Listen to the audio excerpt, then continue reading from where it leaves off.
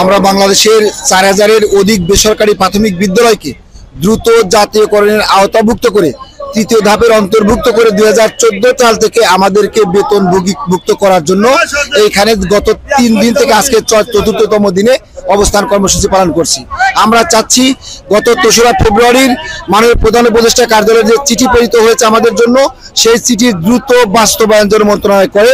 যদি এবার কোনো মন্ত্রণালয় তালবাহানা করে তাহলে সারা বাংলাদেশের শিক্ষক সমাজ জেগে উঠেছে, তারা আবারও বিক্ষোভ কর্মসূচি থেকে যে কোনো কঠোর কর্মসূচি দেবে ইনশাআল্লাহ। সরকারের কাছে আমাদের একটাই দেবে, আমাদের বেসরকারি প্রাইমারিগুলো দ্রুত বাস্তবায়ন এবং জাতীয়করণ গেজেট করার জন্য। আমরা প্রেস ক্লাবে আসছি। বাংলাদেশ বেসরকারি প্রাথমিক বিদ্যালয়ের শিক্ষকেরা গত 27 তারিখে আমাদের একটা প্রধান উপদেষ্টার কার্যালয় থেকে একটা চিঠি করা হয়েছে, আমাদের ব্যাপারে একটা সুপারিশ করা হয়েছে। এই চিঠিটা সুপারিশটা দ্রুত যাতে আমাদের বাস্তবায়ন করা হয়, এই জন্য আমরা এখানে অবস্থান করছি। 4159টি প্রাথমিক বিদ্যালয় বাদ পড়ে আছে।